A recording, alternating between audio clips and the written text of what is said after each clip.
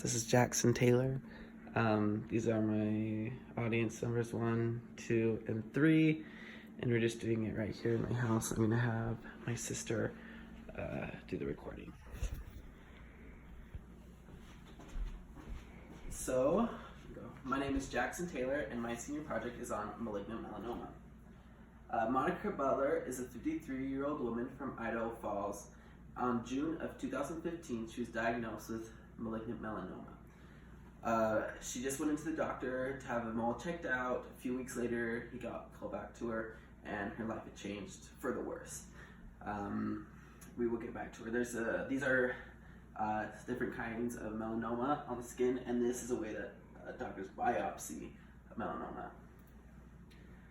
For my senior project, I shadowed Dr. Isaac Simpson from Simpson Derm Care and Family Medicine.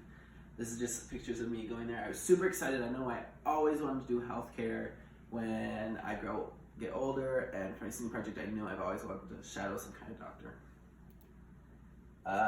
Since Dr. Simpson is a family doctor, I did a lot of immunizations and helped prep for immunizations. This is a special medicine fridge, and every single medication is placed in there in a specific place and a specific distance from the door. If any of those are removed, even an inch, millimeter, maybe not a millimeter, but a little more than a few millimeters off, then the health inspectors can come and close down the whole entire office. If Dr. Simpson is not with a patient, he is usually in his office where he is dealing with prescriptions and other business because he runs the business. This is me, and this is Tate, who's a PA student from Kentucky, and Amy, who was a nurse. Since HIPAA laws are in place for health professions, I was actually able to do some of my own things, and one of the things was freezing off warts. I was able to freeze off my own warts on my toe without having any problems. So I just had to get a big tub of liquid nitrogen, you fill it up in a little hand canister and pull the trigger over it. And the thing I was able to do all by myself was to give babies their 2-week checkup, which was a really cool experience. When someone comes in with a problem mole that they're worried about, there's a few steps the doctor goes through. The first one is that they first look at it to get an initial impression to see if are they gonna have a problem as an emergency situation. Next, they get the dermatoscope. The dermatoscope is like a microscope, but it has a one-way lens. They put this end straight up to the skin, right onto the skin, and they put their eyes right up to that skin, to this part of the side. The dermatoscope is just like this. This is what it looks like up in my pants I was wearing right there. I played with the dermatoscope for about an hour. It was so cool. Next, after they have diagnosed and seen what it is, they will do a biopsy. The only biopsy I was able to see at their derm clinic was a shave biopsy. And during a shave biopsy, they get a milliliter of lidocaine and epinephrine and as a local anesthetic. Then they get one single razor and slide it across the top and get a tiny piece of the mole. I had two favorite parts of shadowing for Dr. Simpson. The first one on the right, this is in his hall. I had a little kid that was doing his eye test with his big brother. And I was walking to the office and he stopped me and he just started asking me all these questions like, oh, what do you do? Do you do any sports? Do you like music? And it just really emphasized to me the importance of patient and practitioner relationships. The next one, I have a little baby with cute little dimples. My last and final patient I helped shadow was an old lady, about 93, and she was just so silly. She'd always joke around with us. She was having a big lump removed, and we would ask her if she needed a pillow, and she's like, you guys are just trying to butter me up before cut my arm open. She was so silly. And she asked me at the end, do you know what your dimples mean? And I said, no. And she said, that means before you're born, God kissed you on each cheek. And I thought that was so sweet that even though we were cutting her arm open, she could still say something nice like that to me. My research project was on the understanding of the public with melanoma and understanding how to prevent the cancer and avoid it completely. The first one I want to understand, have the public understand, is the pathophysiology of melanoma. Throughout the epidermis, there are melanocytes. Melanocytes are the cells that produce the pigment melanin. Melanin is what is the deciding factor for your race and the color of your moles. When your melanocytes have something wrong with their DNA or are corrupted and become cancerous, they spread and divide uncontrolled.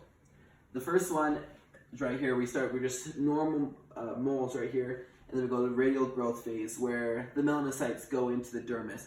A little deeper, the doctor will have removed stage 1 cancer. Vertical growth phase. That's when it goes out and down deep, all the way. It can go all the way into your fat layer of your skin. And then metastatic melanoma. Metastatic melanoma means it can spread through your lymphatic systems, through your lymph, into your lymph nodes, and can transfer into your bloodstream, go all the way through your body. Very dangerous. With melanoma, there are 4 types. There's type 1 and type 2, which are basically the same. That's where there's a localized area of melanoma and malignant melanocytes location. They're not spread out through the rest of the body, they're in one single spot. The third one is when the malignant melanocytes travel through your lymph nodes and are found in the regional lymph node. The next one is stage 4. Stage 4 is when the malignancies become metastatic. When they become metastatic, that means that they are traveling through the rest of the body, very low survival rate. For stage 1, stage 2, and most of stage 3, they have to just do complete removal. Even if it's something, this is just a woman's back, they have a single little melanoma right here, they will cut up a whole huge part. They have to make sure that they remove the entire cancer so it doesn't divide anymore. But for stage 4 cancer, they have to introduce chemotherapy and immunotherapy. Chemotherapy is when doctors introduce dangerous chemicals into a person's body that kill off cells that are not in a tissue or do not have protected functions around cells.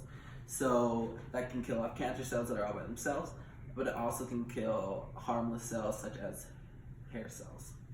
Immunotherapy is very similar to chemotherapy, it's just biological materials put into the body. Prevention.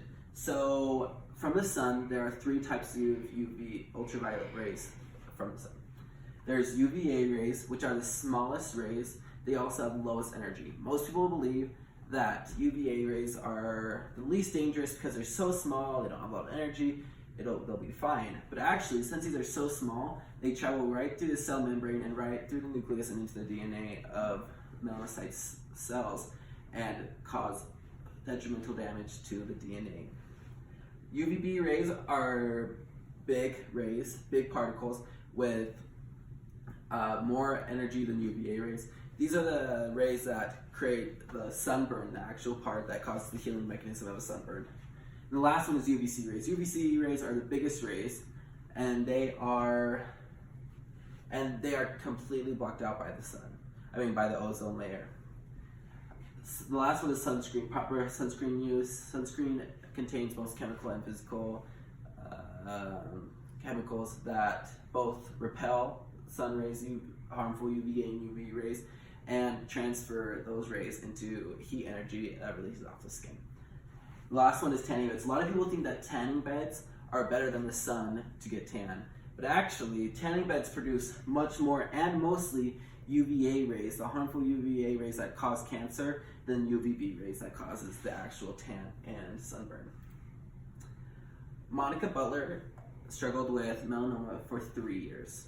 She had to go to infusions for the last year of the immunodepressants for 3 years, every 1 week, for every 1 month. She fortunately survived and finally conquered cancer on August 2018. As you can see, most people are not as lucky as Monica Butler with stage 4 melanoma cancer. Survival rate of 22.5%. And thank you. That's it.